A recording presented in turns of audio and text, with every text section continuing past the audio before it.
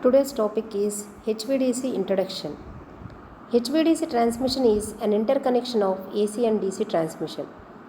That means it employs both AC system, DC system. It is used whenever we have to transmit bulk power over a long distances. The advantages of HVDC compared to HVAC system are it is cost effective and we can supply large amount of bulk power over long distances, as well as the stability problems are not encountered here. If you see the limitations of HVAC transmission system, there are some disadvantages. The disadvantages are stability problem, reactive power loss, Ferranti effect, and power control is not possible in the HVAC system.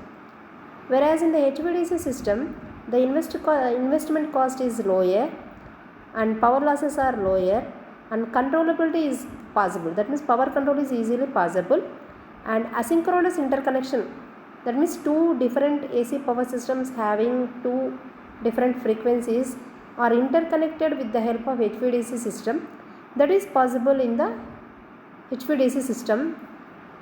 And advantages of HVDC transmission system are it requires less space compared to the HVAC system for the same voltage rating and same size, and ground can be used as a return conductor, and corona losses and radio interference will be less, and there are no reactive power losses, and there is no stability problem will be arised, and power control is easily possible. How HVDC system works? It works based upon the converter station that is placed at either end of the system, and here we are using mercury arc valves or thyristors is used for conversion of AC to DC. The valve at the beginning of the system converts first alternating current to the HVDC, then HVDC is transmitted through the transmission path, and at the receiving end again the system converts HVDC voltages or currents into the back again to the AC. This is the HVDC transmission system diagram. First here the AC power is generated from AC transmission line. At the consumer end we have to use the step down transformer. We are not using any step up transformers because the devices are damaged if we are using at the consumer side. So step down AC voltage is fed to the AC load.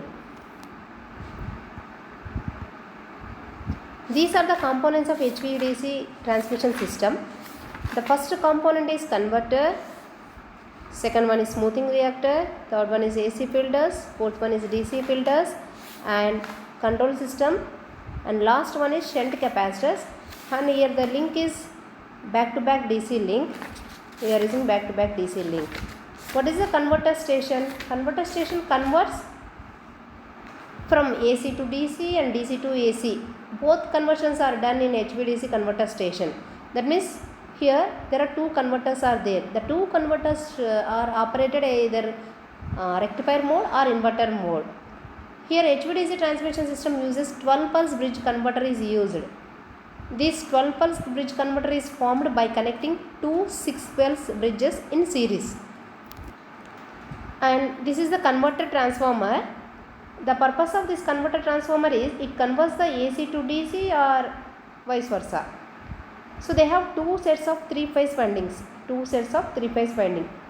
The AC side winding is connected to the AC bus bar and wall side winding is connected to the wall bridge. That means the wall side windings are connected in star for one transformer and delta to another transformer. That means the AC side voltages of two 3-phase transformers are connected in star with their neutrals are grounded. And third component is filters. There are two types of filters, AC filters, DC filters. So the AC harmonics as well as DC harmonics are generated in the HVDC converters. So we have to mitigate these harmonics. We are using the AC filters as well as DC filters. The disadvantages of these harmonics are it causes interference in the telephone lines, and there are power losses in the machines, and there is instability of converter controls. So these harmonics are minimized by using these AC filters, DC filters, and high frequency filters are also used. And fourth one is shunt capacitors. Shunt capacitor purpose is to provide reactive power, so which is necessary for satisfactory operation of the converters. And last component is smoothing reactors. The purpose of smoothing reactor is they smooth the ripples in the DC current and they decrease the harmonic voltages and currents in the DC lines, and they limit the fault current in the DC line also. And reactive power source is also here necessary. This converter station requires reactive power supply that depends upon the active power loading. And high frequency filters are also used sometimes. This converter may produce electrical noise in the carrier frequency. That is, carrier frequency is nothing but high frequency band. So the range of this high frequency band is 20 kHz to 490 kHz. So they also generate some radio interference noise in the interference lines. So high frequency filters are used to minimize this noise and interference with the power line carrier communication. So these filters are placed between the converter transformer as well as the AC bus bar.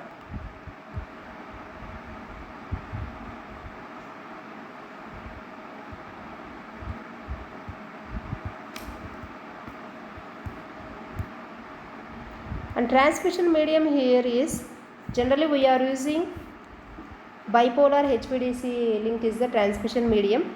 So there are so many types of HVDC links, but among these we are using bipolar HVDC link because it provides the continuity of the power to the consumers. So there are coming to the types of HVDC links. First one monopolar, second one is bipolar, third one is back-to-back DC link, fourth one is multi-terminal system, fifth one is tripolar system. So this is a monopolar link. So in this monopolar link only one conductor will be used for transmitting purpose.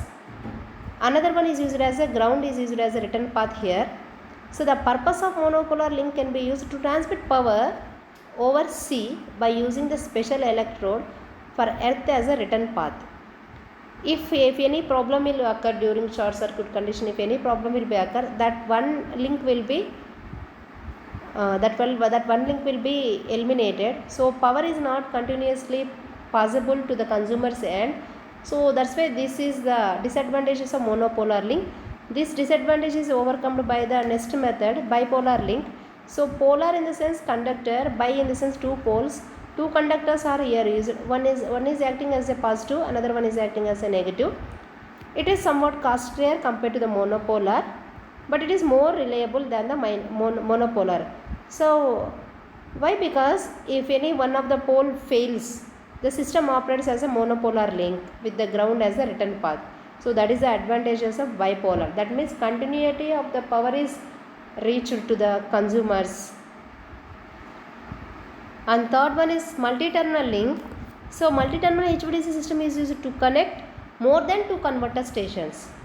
It is somewhat complex network compared to the monopolar as well as bipolar link. And the reversal of power can be easily achieved with this multi-terminal HVDC link. And this one is the back-to-back HVDC station used to connect, the purpose of this one is to connect asynchronous system with different frequencies. And the length of the back-to-back connection is kept very small because the distance is very small. Sometimes it may depends upon the system requirement. That means this is used to achieve the connection between any two asynchronous systems. Asynchronous system in the sense two systems are operating with different frequencies. The two different frequencies, suppose 50 Hz or 60 Hz frequencies, these two are interconnected with the help of HVDC system. That is, then we are using the link connection is back-to-back HVDC link. And next one is tripole. So 2 of 3 circuit conductors are operated as a bipole. The third conductor is used as a parallel monopole, and it is equipped with a reversing valves. That means parallel valves will be connected in the reverse polarity. The parallel monopole periodically relieves current from one pole to another pole. That means switching polarity over a span of several minutes. Switching polarity is possible with this tripole connection. The advantage of HVDC system are it is independent control of AC system and fast changing of energy flow, and corona loss, radio interference will be less, and the reliability will be improved, system stability will be improved. So HVDC system is more economical than HVAC system when the distance is more than 700 kilometers. This is HVDC system is more economical.